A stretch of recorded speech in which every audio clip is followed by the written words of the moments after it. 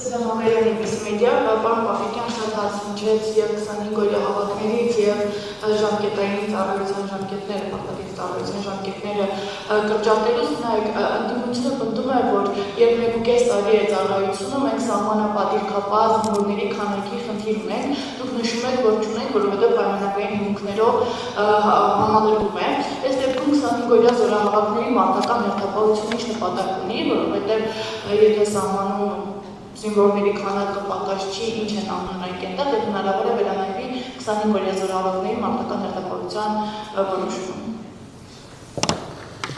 Ոչ չի կարող դա վերանայվել, որովհետև ես նշեցի, որ նախորդ փորձը ցույց է տալիս, որ մեզ բացի նրանից, որ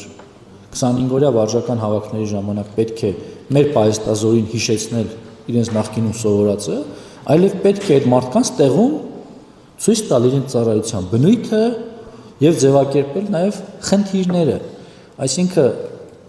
հիմա հակադրության մեջ դնել դրանք դա իրականության հետ ոչ մի աղերս չի ունենա, մենք ստիպված ենք նաեւ նախորդ փորձը հաշվի առնելով գնալ այս ճանապարհով, այլ կերպ դա հնարավոր չի, չենք կարող ուղղակի։